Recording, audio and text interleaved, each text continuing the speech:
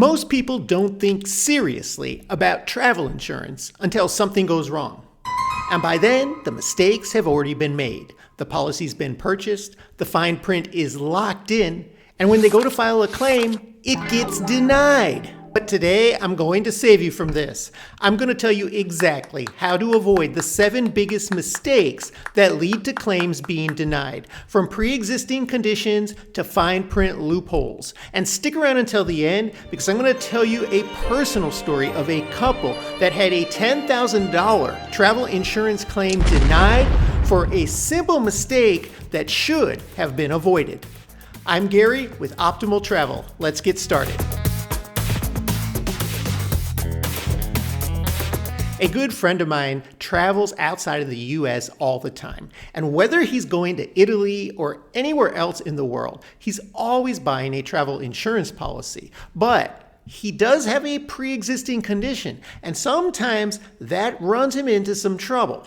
Most travel insurance policies will exclude pre-existing conditions, but they don't have very long look-back periods. So they're looking back typically 180 days, which is 6 months, but you need to check your policy to be sure because you want to know how far back they're considering something you're dealing with pre-existing. My cousin once didn't disclose that she has high blood pressure because it's on her medical record, so she thought it would be fine.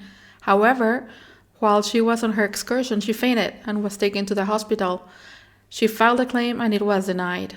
Now, there is a workaround, and what my friend does is he makes sure to buy an exclusion rider. Most insurance companies will sell you a pre-existing conditions waiver that gets around this whole problem. However, there are some terms you need to be aware of. Number one, it has to be purchased right away when you make that first payment for your trip. So if you're buying your airline tickets and that's the first thing you're buying for this trip, make sure within a week to 10 days of purchasing those that you buy the insurance policy. Otherwise, you won't be able to get this kind of waiver.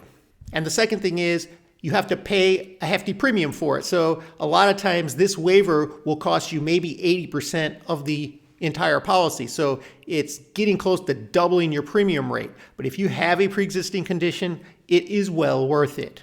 But health and medical coverage is not the only reason people buy travel insurance. In fact, the main reason I purchase travel insurance is for the trip interruption or trip cancellation coverage. And what that does is give me peace of mind. If something happens, I can file a claim and get my money back. But the biggest mistake travelers make, which leads to claims being denied, is assuming that government warnings or CDC recommendations will trigger this coverage. And it does not. Most travel insurance companies are not going to reimburse you for your trip if you cancel it because the government says it's too dangerous to go there. But there's a very easy thing you can do with your travel insurance policy to give yourself the peace of mind so that if you feel unsafe going because of some changing political events or world events, you can cancel and get your money back. I'm going to tell you about that next. If you are worried that you might need to change your plans if something goes on in the world that makes you uncomfortable doing this travel that you booked, you can buy a cancel for any reason rider on your travel insurance policy. This will enable you to cancel that policy and get your money back if you decide to cancel your trip for whatever the reason is. I do not like my husband to get the cancel for any reason policy because then he can cancel for any reason. Now, these riders are not cheap, so it might even double the price of your policy. However, if you want that peace of mind that you're not going to lose $5,000, $8,000, $10,000 that you already spent on this trip, if you change your mind and don't want to go, this is a great coverage to purchase. Now, there are some caveats that catch people off guard. The main ones are that when you purchase a cancel for any reason rider, you usually have to do that within a certain period of booking that trip. So if you book your trip and you want this coverage, buy it right away. Don't wait until a month or two before you go. This type of cancellation coverage will not reimburse you 100%. Most travel insurance companies will pay you about 75%. And you need to know what that percentage is because it does vary from one company to the next. But you can find this out before you purchase it and it'll be written in your policy. So if you change your mind and you don't want to go on that trip anymore, you can get reimbursed for what you spent up to about 75%, which isn't bad. It's better than nothing or feeling like you're forced to go on a trip that you don't really want to go on anymore. Have you ever changed your mind about a vacation after a lot of money was already spent? Let me know. Put it in the comments below. When I travel to Italy or anywhere else in the world, sometimes I do some more adventurous activities like riding on a camel or horseback riding. Once I took these donkeys up the cliff in Santorini. Sometimes I might do some snorkeling or might want to go to a beach where there's wave riders and ride one of those. But while most of us probably look at these types of activities as more or less harmless, a lot of them are excluded by travel insurance policies. So when you buy your policy, if you're planning on doing any of these type of activities on your trip, you want to know what's covered and what's not. Because I've seen policies where they exclude horseback riding. So if you do a horseback riding tour somewhere and you have an accident or an injury, you're not going to be filing a claim with the travel insurance. You better hope that that tour provider has some type of insurance for that. But then I hear from a lot of people that the travel insurance just isn't worth it because they already have health insurance.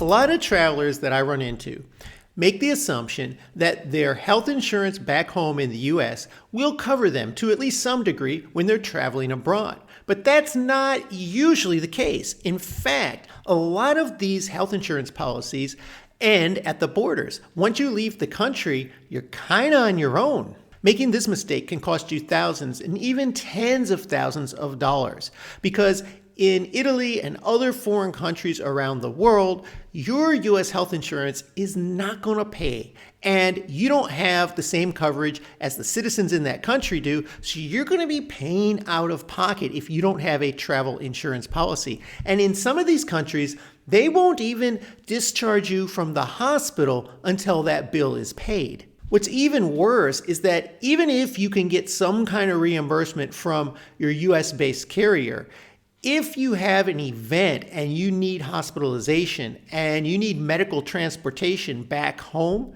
that can run you anywhere from $20,000 to $50,000. But that's exactly what travel insurance covers. So if you have something happen to you and you really need to get back to a US hospital, they pay for everything. You won't have to worry. Even the U.S. State Department warns citizens about this. They plainly state on their website that we do not provide insurance for Americans traveling abroad. We do not pay medical expenses incurred overseas. We highly recommend that you buy travel insurance before you travel. Now, there are a lot of companies out there to look at when it comes to travel insurance. I have 2 links in the description of this video that I use if you want to check them out. It's TravelX and AXA, but you can go on any website and do a search and you can compare policies and coverages and find the one that meets your needs. But before you spend any actual money on a travel insurance policy, make sure you don't make this next mistake, which could get you the coverage for free.